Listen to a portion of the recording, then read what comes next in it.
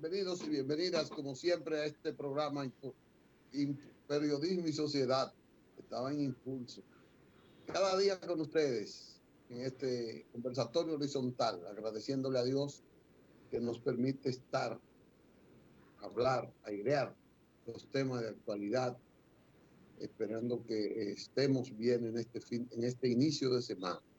Como siempre, hoy lunes tenemos la intervención importante, esperada, educativa del doctor Alfredo Polanco, que hoy va a hablar sobre un tema muy importante, repito. Buenos días, Gregory. Hola, Licho, buenos días. Estoy mirando que al doctor, ya yo sé la razón por la cual él no estuvo en el programa el lunes pasado, y es que estaba recibiendo una dosis de juventud avanzada. Doctora, usted nos lo han cambiado, Licho. Al doctor nos lo han cambiado, está 20 años más joven hoy. ¿Qué hizo? Bueno, buenos días a todo nuestro público que como cada lunes y todos los días de lunes a viernes están en sintonía con Periodismo y Sociedad. Y hoy lunes, pues el lunes pasado era día no laborable, aunque ustedes laboraron, sí, ¿verdad? Pero me tomé ese día de vacaciones, estuvo bastante bien. Fue un lunes bastante lluvioso, a diferencia del lunes de hoy que está bastante soleado. Doctor, tenemos hoy un tema, usted nos dijo, de la diabetes. Sí, como el pasado día 14, era sábado, ¿verdad? Se conmemoraba el Día Internacional, Día Mundial de la Diabetes o de la lucha contra la diabetes.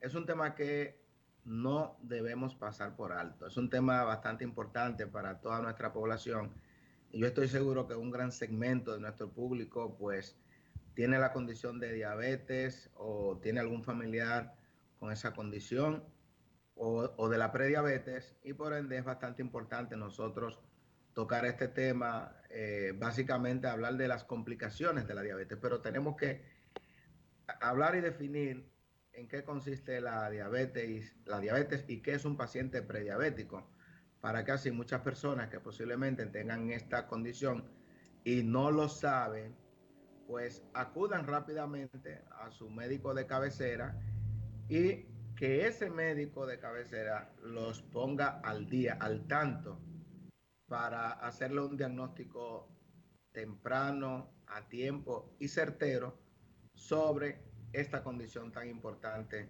y que puede acarrear complicaciones importantes. Doctor, estuve viendo como que hay unas altas estadísticas en Latinoamérica y sobre todo en nuestro país. Y vi una declaración de una médico del Moscoso Puello, la doctora Reynoso, que dice que la diabetes se detecta ya y que parece que va a ir aumentando la edad de incidencia hasta la juventud, después de la adolescencia, la, la primera juventud del adulto. Sí, precisamente la doctora Reynoso pertenece también a nuestro hospital de la diabetes, una excelente profesional, diabetóloga y con amplios conocimientos sobre este tema, pues es su área de ejercicio, es diabetóloga, nutrióloga. Es cierto, en las Américas tenemos aproximadamente 62 millones de pacientes con la condición de diabetes mellitus tipo 2, que es la más frecuente y que ahorita vamos a definir. O sea que tenemos 3 veces más pacientes con diabetes tipo 2 que lo que teníamos en la década de los 80. Y esos son datos alarmantes. Por ejemplo, si en la década de los 80 teníamos 20 millones apenas, hoy tenemos 62 millones de pacientes con la condición de diabetes, y eso es un dato preocupante, ya que tenemos factores de riesgo que cada día se van incrementando más para que una persona tenga esa condición de diabetes. ¿Qué es mellitus? Que siempre he escuchado diabetes mellitus, mellitus. ¿Qué es eso? Sí. Vamos a hablar bien.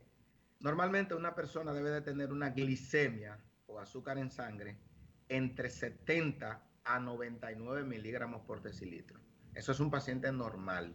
Ahora bien, Un paciente que tenga una glicemia o azúcar en sangre en ayunas por encima de 126 miligramos por decilitro en ayunas, ya se considera diabético. O después de haber ingerido, incluso 2 horas después de haber ingerido, tengo una glicemia por encima de 200 miligramos por decilitro, se considera diabético. El término de mielitus o mellitus viene por lo de la miel. Su sangre es dulce como la miel. Entonces de ahí viene el término de mielitus. El paciente que es diabético, ¿qué orina? Una orina dulce. Ustedes ven que las hormigas van a la orina de ese paciente, pues porque es dulce como la miel. Y de ahí viene el término de mielitus. Esta condición, según un estudio realizado por el Instituto Nacional de Diabetes, la padece el 13% de la población dominicana. O sea que nosotros tenemos aproximadamente 1.3 millones de dominicanos que padecen la condición de diabetes. Y hay otra condición que es la del paciente prediabético, que muchos no quieren aceptarlo, pero sí existe el término de prediabetes, que lo presenta aproximadamente el 9% de la población dominicana. De modo que si sumamos el 13% y el 9%, tenemos a un 22% de pacientes que tienen esa condición, tanto de diabetes como de prediabetes, y que por tanto deben de recibir atenciones médicas por un especialista en el área. ¿Cuál es ese especialista? Un diabetólogo, un endocrinólogo, que es lo ideal que esos pacientes se vean por estos especialistas para evitar las complicaciones, tanto agudas como crónicas, que pueden derivar de esta entidad clínica. Entonces, ¿qué es importante? Y siempre hemos hablado de la importancia del chequeo rutinario, que todas las personas vayamos al médico por lo menos una vez al año y que en ese pesquisaje, además de que se le haga un hemograma para ver si tiene anemia y luego buscar la causa, un examen de orina para ver si hay una infección de vía urinaria, que también se le realice esa glicemia, pero que esa glicemia sea interpretada como se debe, porque muchas veces se hace una glicemia, que es el azúcar en sangre, y da 101 miligramos por decilitro, y entonces nosotros lo tomamos como un chin alta porque comí algo dulce anoche. Eso no es así.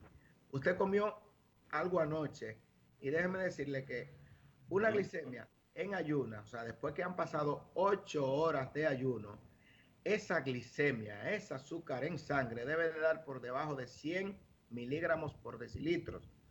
Punto lo que fuera, que esté por encima de 100 miligramos por decilitro, ya eso te indica que ese paciente posiblemente sea un prediabético si no sobrepasa de 125 miligramos por decilitro, o un diabético si sobrepasa los 126 miligramos por decilitro en ayuna o después de haber comido, que esté por encima de 200, ya ese es un paciente diabético. O sea, muchas veces queremos ocultar y decir, no, que la diabetes mía es de la buena porque no tengo que usar tratamiento, o que hace 5 años me encontraron el azúcar un chin alta.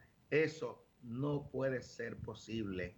Cuando usted le encuentren la glicemia un chin alta, como dicen muchos, porque la tenía en 100 o en 101, es un chin alta, es verdad. Ese paciente debe de ser sometido a varios estudios, como son una curva de tolerancia oral a la glucosa, hacérsele una hemoglobina glicosilada, y así se va a determinar, lo va a clasificar el médico en que no es diabético, o en que es prediabético, o en que es diabético. Porque ¿qué es lo que ocurre?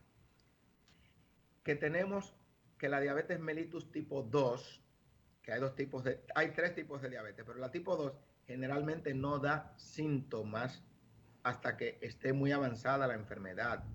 Yo puedo ser diabético, tener 5, 6, 7 años siendo diabético y no tener síntomas, o por lo menos no percatarme de que tengo síntomas, porque creo que eso que estoy padeciendo es normal.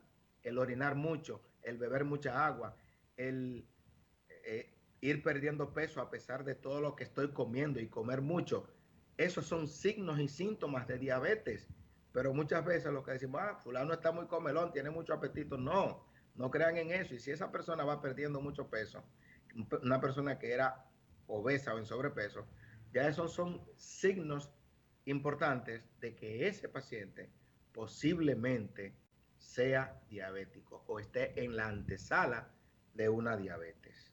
Doctor, pero la gente, yo no entiendo, la gente no asimila la necesaria disciplina sobre la diabetes, incluyendo nosotros mismos, que todos, en función de la edad, vamos hacia la posibilidad de captar y de ser afectados por la diabetes. Entonces, la disciplina alimentaria o alimenticia, que es vital, la disciplina de ejercitarse, que es vital, según lo que usted ha dicho aquí en este programa.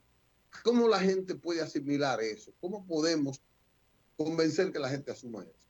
Bueno, lo más importante sobre esto es que los factores principales de riesgo para que un paciente sea diabético tipo 2 es el factor genético. Ok, está bien, mi padre o mi madre son diabéticos, tengo muchas posibilidades de esa condición. Pero aparte de eso tenemos la obesidad, la alimentación, la comida chatarra, las bebidas gaseosas, el sedentarismo. O sea, con el hecho de usted realizar por lo menos 30 minutos de ejercicio diariamente, con eso ya usted está quitando un factor de riesgo bastante importante en lo que es la diabetes. Control del colesterol y los triglicéridos ya, porque hay lo que se llama el síndrome metabólico. Ese tipo de pacientes que tienen esos factores de riesgo son pacientes que deben de monitorearse periódicamente. Oiga, hay un dato bastante importante. De cada 3 personas con diabetes, hay uno que no lo sabe. O sea, tenemos 10 pacientes. El 33%. El 33%, exactamente. O sea, y eso es increíblemente asombroso. Y sin embargo, en República Dominicana, en el estudio que hizo el Hospital de la Diabetes con la Universidad Iberoamericana, se vio que aproximadamente un 40% de la población diabética no lo sabía. O sea, ¿pero por qué no lo saben?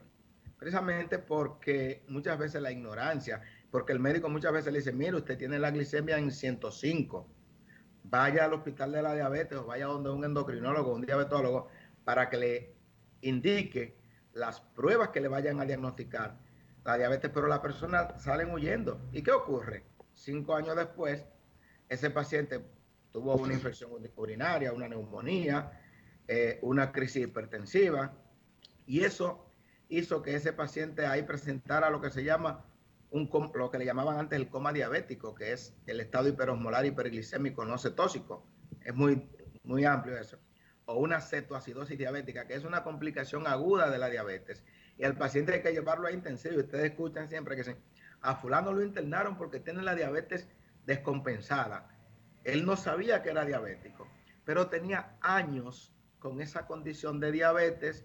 Posiblemente un médico le había dicho que tenía que hacerse más análisis para confirmar si era diabético, y el paciente no volvió al médico. Entonces ahora está con una condición grave, una complicación grave de la diabetes, que es un hiperosmolar, y hay que meterlo a intensivos. Eso no ocurriera si ese paciente se hiciera su chequeo rutinario.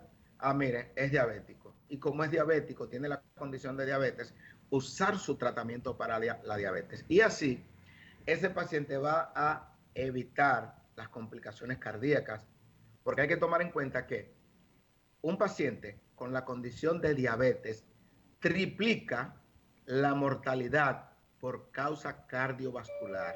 Entonces, si nosotros no tomamos en cuenta que ese paciente con la condición de diabetes tiene 3 veces más posibilidades de fallecer por una enfermedad cardiovascular, pues lamentablemente no vamos a atacar ese factor de riesgo. Si el paciente está controlado, pues las posibilidades se asemejan a un paciente que no es diabético. De acuerdo. Mire, doctor Polanco, algunas veces nos gusta acomodar nuestra situación porque nos creemos especiales, que nuestro cuerpo lo conocemos bien. Entonces, si yo soy prediabético, le pregunto, ¿debo sentirme en una zona de confort? O si quiero revertir eso y devolverme a no ser diabético, ¿qué debo hacer? ¿Qué comportamiento debo hacer si tengo ese privilegio de ser diabético. Y otra pregunta, si yo soy flaco, en el mismo tenor voy de acomodar mi estatus físico. Si yo soy flaco, no tengo problema de diabetes. ¿Es así? Bien, la primera pregunta, vamos a ver. Si es prediabético, tiene todas las posibilidades de, si no ataca los factores de riesgo, en poco tiempo va a ser diabético. Por ejemplo, un prediabético es ese paciente que tiene 105 de glicemia, se le realizaron pues en un mes, 2 meses, tiene 107, ese es un prediabético. Pues ese paciente tiene obligatoriamente que asumir lo que es cambios del estilo de vida.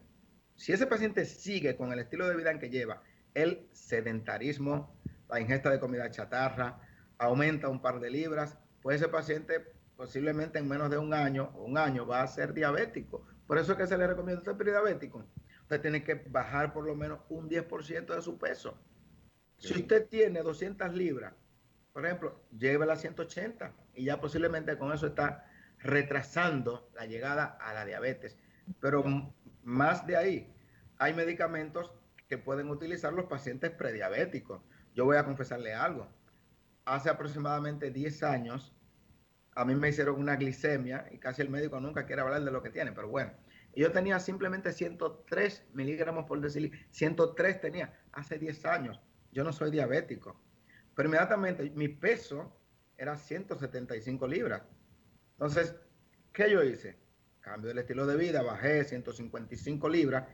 Ese es mi peso. Bueno, ahora tengo un chin más, tengo 161 libras con la pandemia, pero lo bajo. ¿Y qué me indicaron seguido? Ah, no, mira, Polanco, mira, tiene que usar tal o cual medicamento. Y estoy usando ese medicamento para la prediabetes. Entonces, miren ustedes, eso es la medicina. Perdón, doctor. Basada en la evidencia. Doctor, usted me está diciendo que para la prediabetes hay un tratamiento para la gente no traspasar el umbral de la pre hacia la diabetes.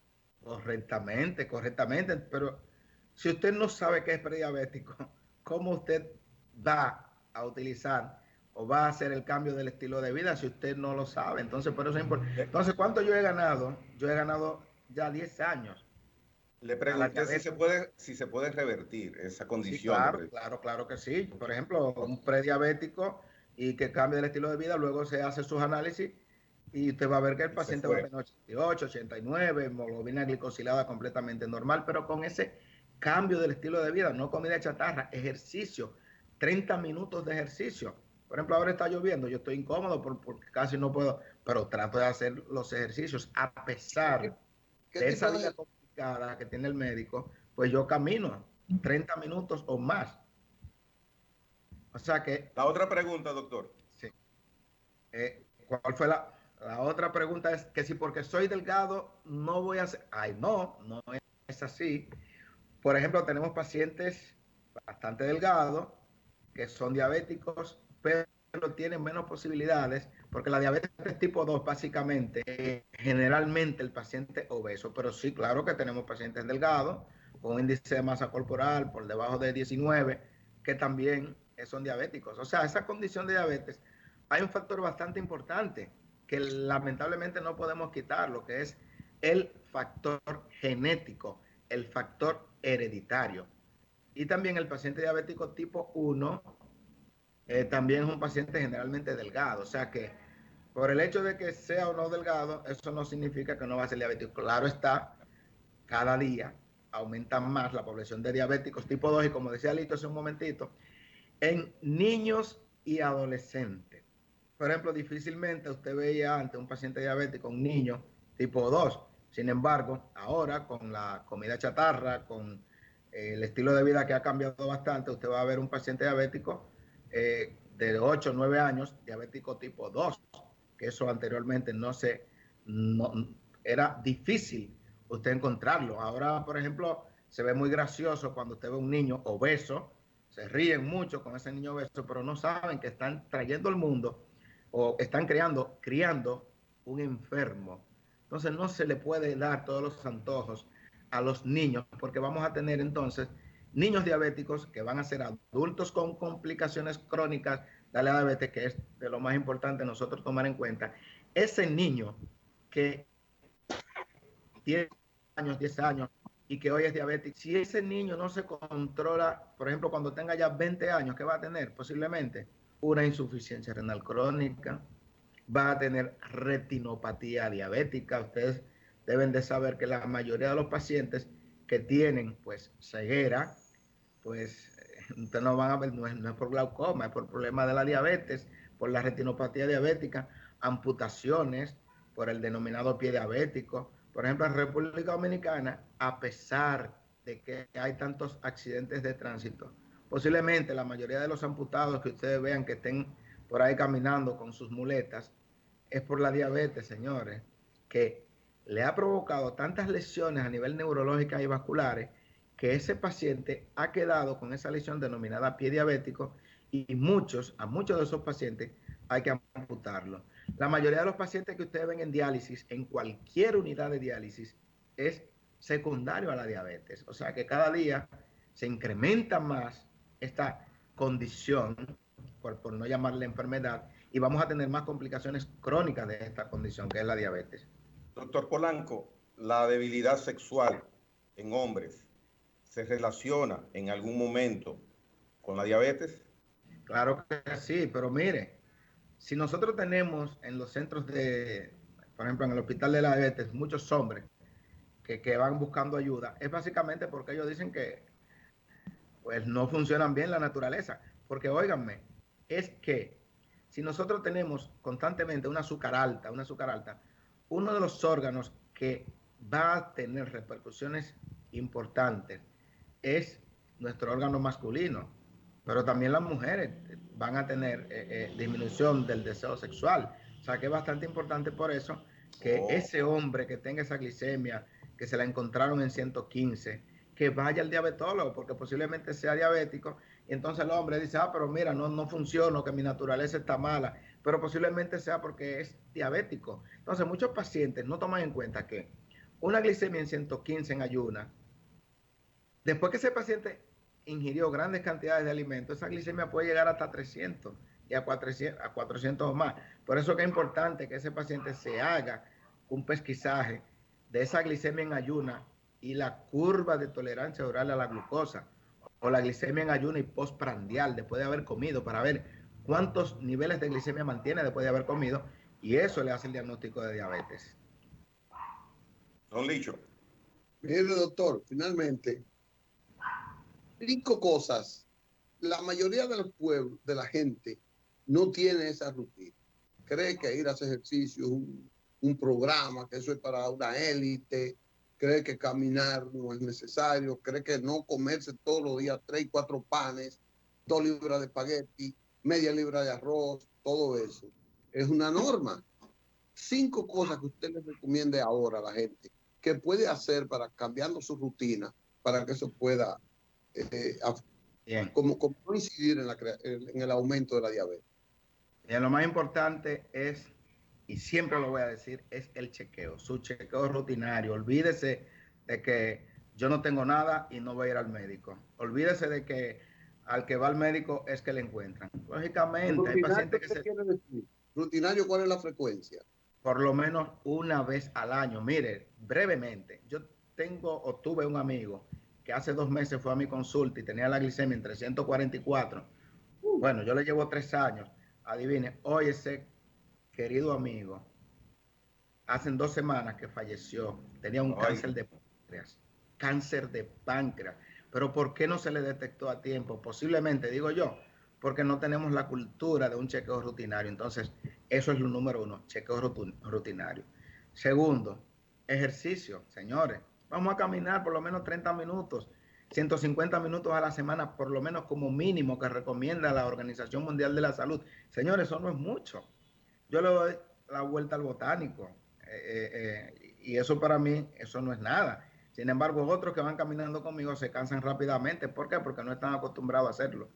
Dieta saludable, aumentar el consumo de frutas y vegetales, tomar agua. Óigame, la gente no toma agua, pero mire, no haciéndole promoción a ninguna agua, pero usted se lleva su agua de botellita donde quiera que usted vaya y se toma por lo menos 2 litros de agua en 24 horas.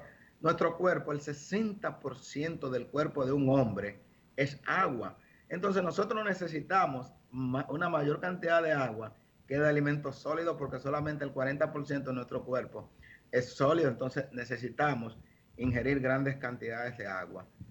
Y lo otro, por último, es que si a usted le dijeron que tiene la condición de diabetes, porque ese es el tema, pues vamos a usar nuestro tratamiento, por Dios. No vamos a dejar la pastilla y que se nos olviden, porque ahí es que viene el problema. Usted puede durar 5 años sin usar medicamentos para la diabetes, es verdad. 7 años sin usar medicamentos, porque dice la gente, que no quiero acostumbrarme a tal medicamento. Señores, no es una costumbre, no es un hábito. La pastilla no te van a provocar hábitos, los medicamentos para la diabetes, es que van a meter el azúcar a donde tiene que ir, a las células. No, el azúcar no tiene que estar en la sangre, no, el azúcar tiene que ir a cada célula para producir energía. Entonces, cuando usted no utiliza los medicamentos para la diabetes, el azúcar va a estar en sangre. ¿Qué va a hacer el azúcar en la sangre? Dañándole las arterias, dañándole las venas, dañando todos los órganos, todos, sin excepción, porque es el problema de la diabetes, que daña todos los órganos. Entonces, vamos a meter el azúcar en la célula. ¿Con qué? Con la insulina. Entonces, hay medicamentos, pastillas que estimulan el páncreas a producir más insulina, y eso es de lo mejor. Pero hay una insulina que justamente hace hoy, o sea, en el 2020, porque fue en el 1920 que se descubrió esa hormona, esa inyección, la insulina, que la gente le tiene miedo y que deja ciego, que esto, que lo otro. Señores, eso fue la maravilla descubierta hace un siglo, la insulina, que ha salvado muchas vidas. Entonces, esas son mis recomendaciones finales.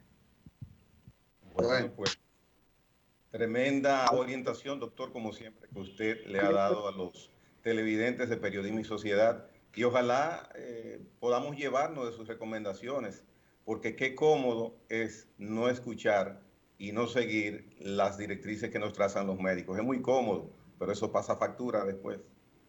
Así es, muy importante. Doctor, gracias y nos veremos el próximo lunes.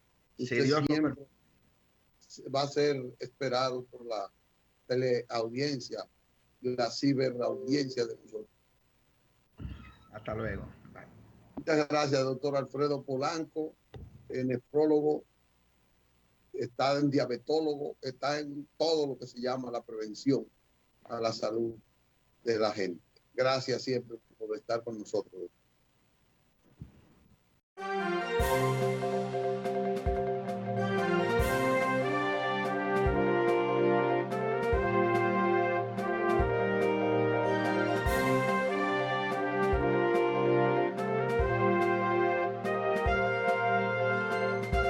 Bien, estamos en el aire, nos dice Johan.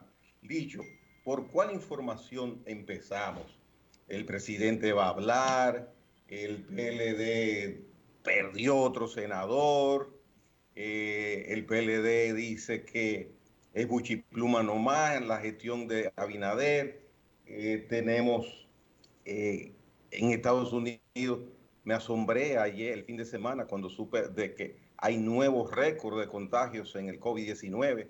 O sea, tenemos muchas informaciones, empezó el juego de béisbol, nuestro deporte favorito. Escoge ahí, a menos que tú tengas uno adicional. Voy a comenzar por la rutina del presidente. Ya hoy va en su tercer mes. Hablaría hoy con esa frecuencia 3, 16 de agosto, 16 de septiembre, octubre y ahora en noviembre. Sería la cuarta vez. El primero fue como toma de posesión y ya ha hablado 2 veces después.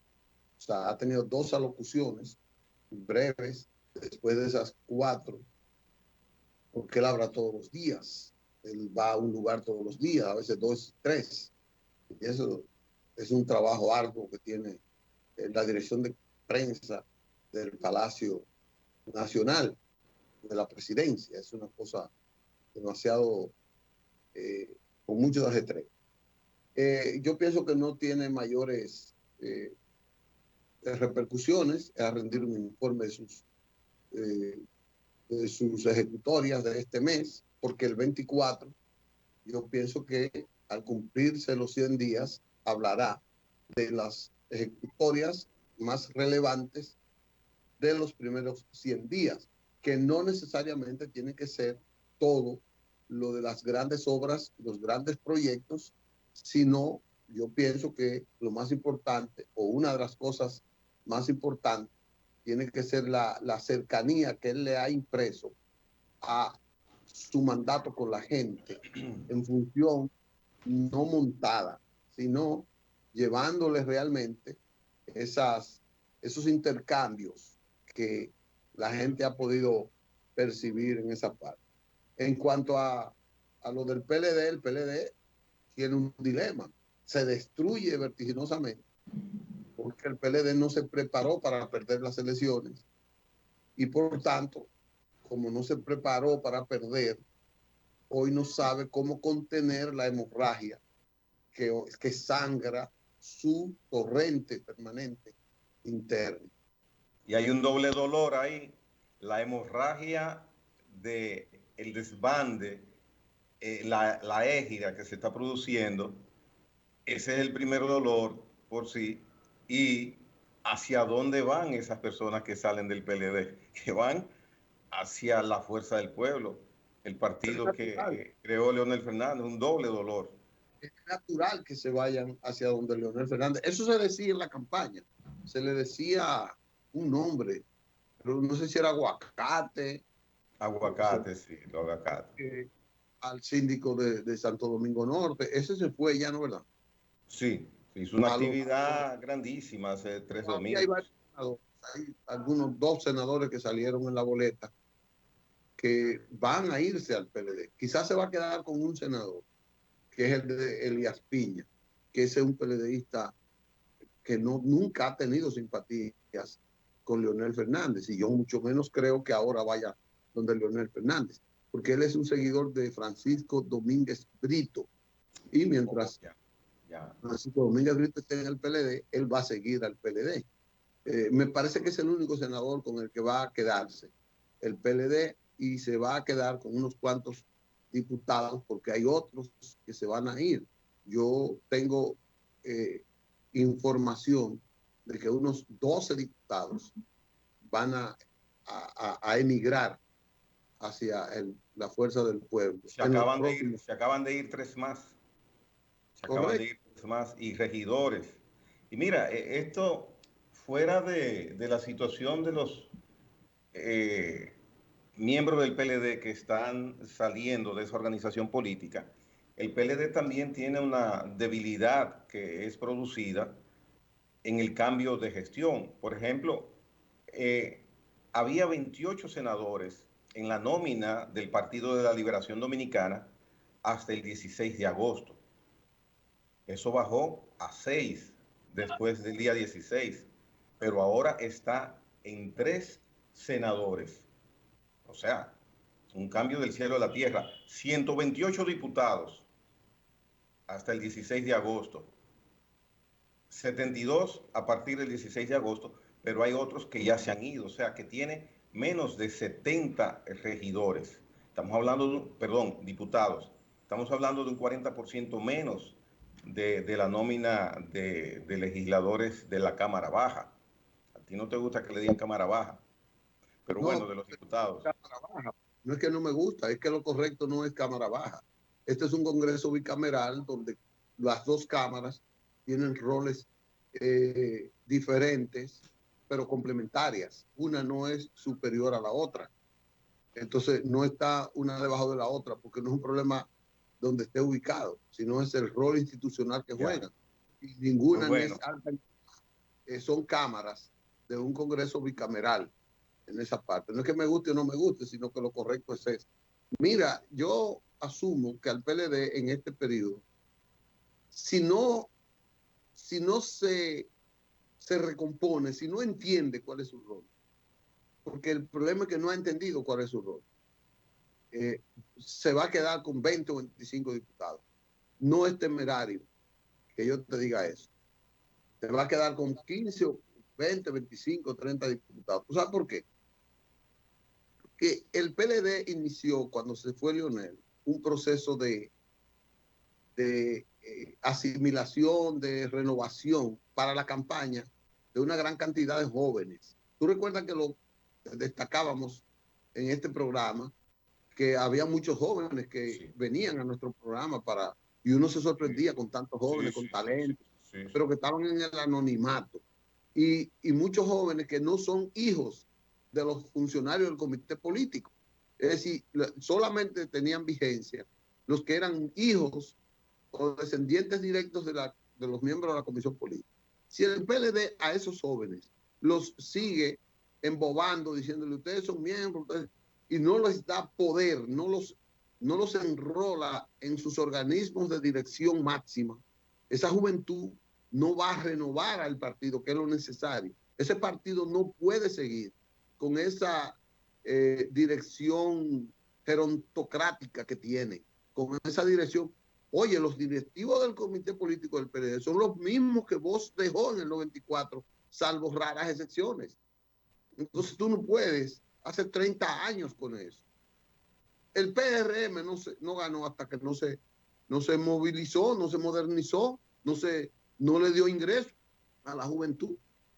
Entonces el PLD va por un mal camino. Y ahora al PLD le viene, porque óyeme, una de las cosas que tenemos que hablar es esa investigación que de manera cautelosa está haciendo la Procuraduría General de la República, el Ministerio Público en todo el sentido.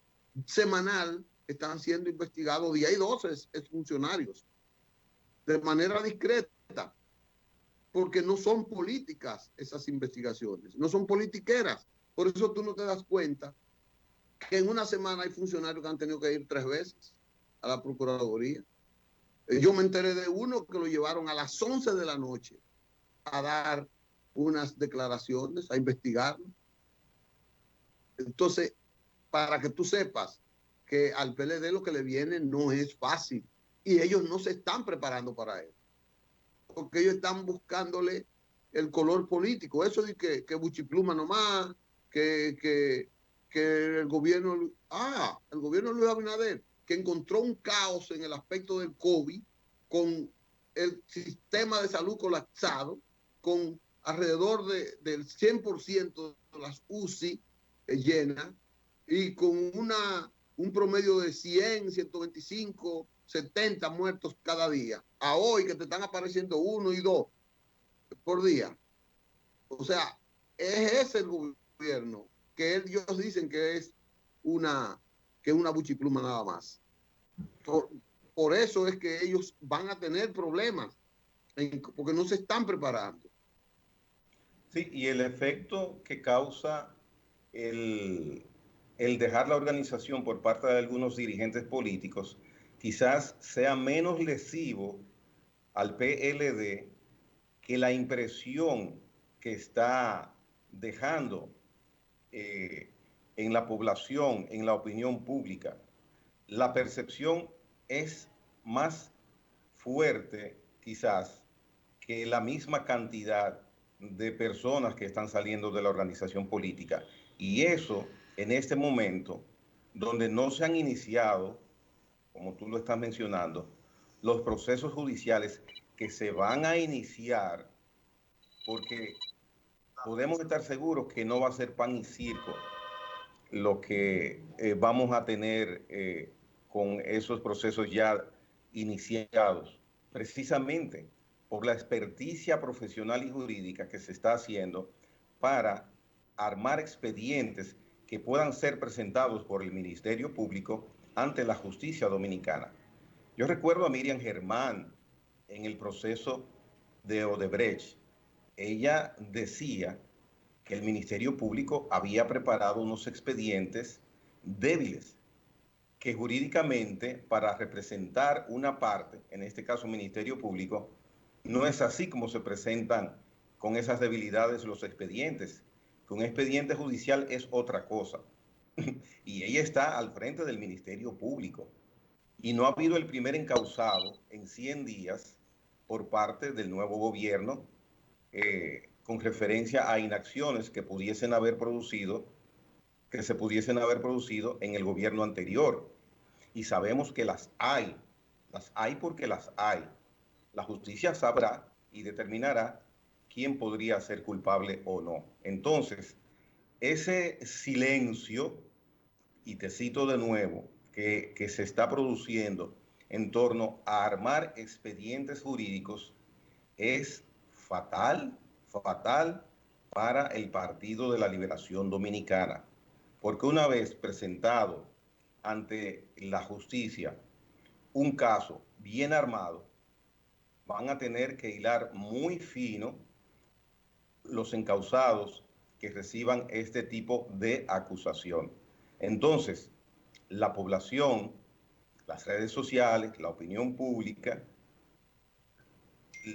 parte de los partidos políticos que no estuvieron de acuerdo con esa organización dirigiendo los destinos del país, también van a hacer su trabajo de presión, de opinión. Entonces, el Partido de la Liberación Dominicana tiene una ruta muy difícil que seguir porque si bien faltan casi 4 años para un nuevo proceso electoral, usted enamorar a una población para poder volver a ser opción de poder es un trabajo nada fácil con lo que ha sucedido anteriormente y la imagen que hoy está teniendo el Partido de la Liberación Dominicana. Es que no tiene cómo lo encanta. No tiene propuesta. Acaba de salir el gobierno y la gente lo evaluó como un gobierno desastroso. Por eso lo del cambio fue fructífero. Pero no tiene un liderazgo renovado, no tiene un liderazgo encantador, un liderazgo que prometa, que llene expectativas de una generación futura.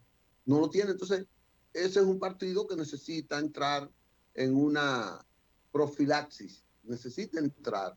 Bueno, lo de profilaxis quizás no sea la palabra adecuada, pero necesita una renovación interna de sus estructuras, de sus ideas, de sus proyectos, y de su entonces visión. todas las posibles caras de buscar entre ellas una cara nueva que encarne una emoción, que diga este proyecto dentro del Partido de la Liberación Dominicana lo vamos a seguir, todas fueron expuestas en la convención del 6 de octubre del Partido de la Liberación Dominicana.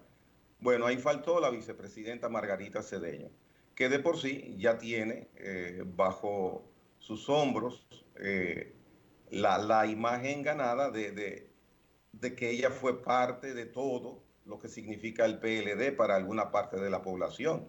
Entonces también ella tiene su obstáculo. Sin hablar, no estoy hablando de la parte moral, sino todo lo que representó bueno y malo el PLD. Y Danilo Medina está imposibilitado. O sea, es una situación sumamente difícil, difícil. Lo que se ve a distancia es una comodidad, si se puede decir así, en el tiempo, del Partido Revolucionario Moderno en el espectro político nacional. Porque un partido que surge en octubre, en noviembre de 2019, ganar unas elecciones 4 años después, 5 años después, es también cuesta arriba. Es muy difícil, en este caso para la Fuerza del Pueblo, poder ser opción de poder con posibilidades reales aún en 4 años. Sería un fenómeno electoral. Eso nunca se ha visto en este país. Al mismo PLD le costó 20 y tantos años o más llegar al poder y por una coyuntura histórica. Entonces, dependerá mucho también, por supuesto, de esas circunstancias del tipo de gobierno que haga el Partido Revolucionario Moderno. Bueno, pero está trabajando para eso. Está trabajando porque Leonel Fernández es el líder renovado. A la gente se le olvidó los 12 años de Leonel. Yo no sé si a toda la gente, pero lo ven ahora como, digo, hasta ahora le está captando su propia gente.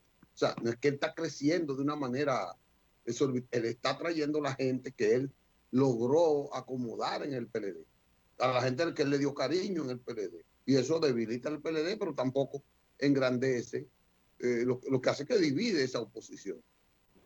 Eso es lo único que hace, crea dos frentes, débiles los dos, porque no es que el doctor... Es que no hay tanto de dónde crecer. La Fuerza del Pueblo crece básicamente en lo que saca del PLD.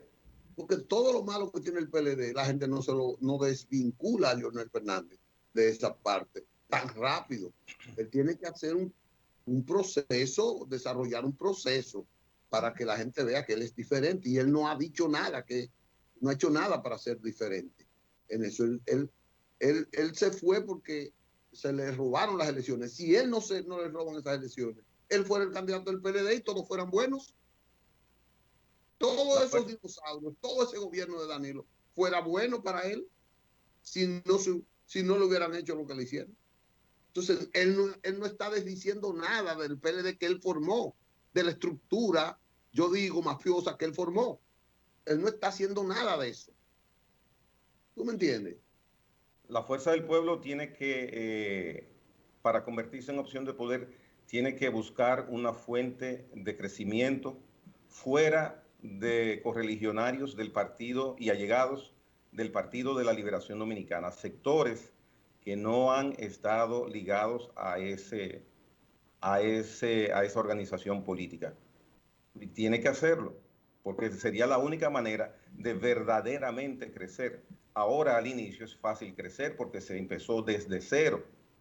Y tú puedes llegar desde 0 hasta 50, pero a partir de ahí, incrementar adeptos es cada día y en cada momento mucho más difícil. Y sobre todo en un mercado electoral que es pequeñísimo. Nosotros somos 4 gentes aquí en República Dominicana. Bueno, de 4 gentes eligieron a Balaguer 8 años después. Yo no tengo nada. Y eligieron a Leonel Fernández 4 años después. O sea, yo no te estoy diciendo, yo lo que te quiero decir es que está a prueba eso. Pero lo que te resalto es que está a prueba lo que está haciendo esa gente con toda la influencia del poder, el manejo no pulcro del poder, no equitativo de las relaciones de Estado, se impuso 20 años en el gobierno. Leonel y Danilo, haciendo uso abusivo de los recursos del Estado, manipulando las instituciones públicas que deberían ser arbitrales, equilibradas y todo. Ellos la manipularon para quedarse en el poder.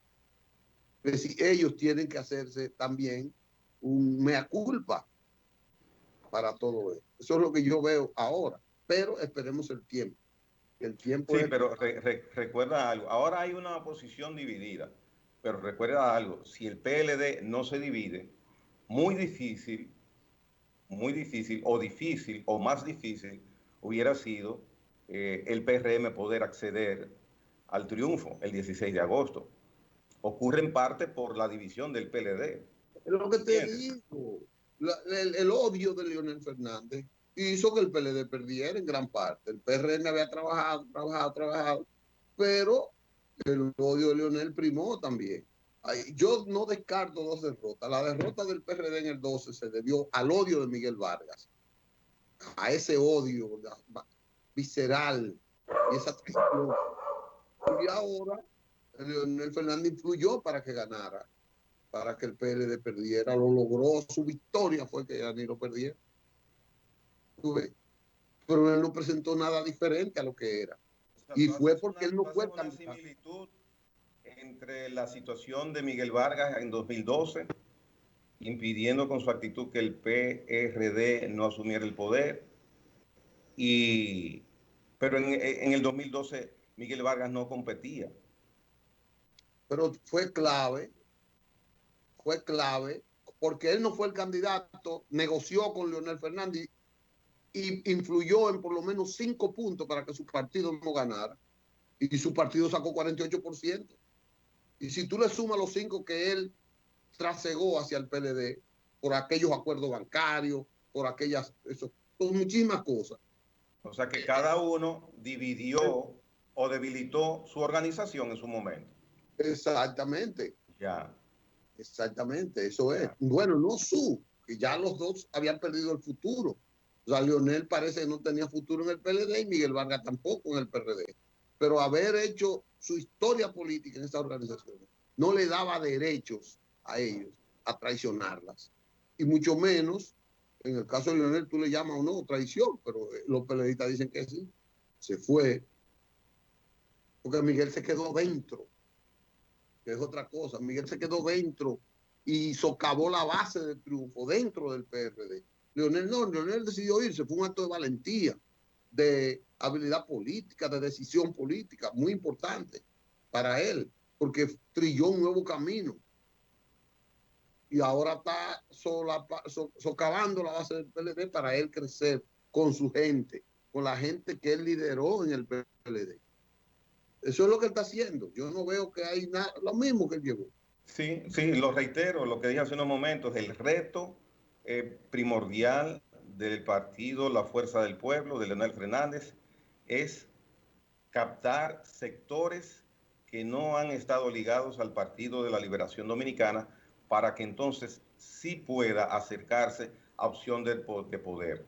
Tiene como gran inconveniente para mí el tiempo. Pero aquí las cosas cambian mucho. Ya veremos a ver qué Mira, sucede. te dije que no quería que comenzara la pelota así, porque era como predecir un triunfo del Licey. Y yo no lo quería asegurar así, pero lamentablemente al Licey hay que reconocerle que es un partido, un equipo. No, no me hagas reír que me duele el estómago después por un juego que se gane. No, por Dios, Licho. Un juego, un jueguito. Bueno, bueno. Un jueguito. Ganó el Mira, Licey. lo de Estados Unidos, el dicho. Que se acabó. No dice que se acabó, dice yo. Dice Bueno, Joan. está bien, se acabamos. Me Vamos a dejarlo preocupa para mucho la cantidad de contagios de Estados Unidos, bastante. Ya van a llegar en algún momento a 200,000 contagiados por día. Eso. vamos a mañana, que eso no se para. La llegada de Biden no para el contagio. Aunque aquí la llegada de Luis lo paró. Está bien Nos vemos. reducido aquí, sí. Nos vemos mañana si Dios quiere. Muy Dios bien. quiere.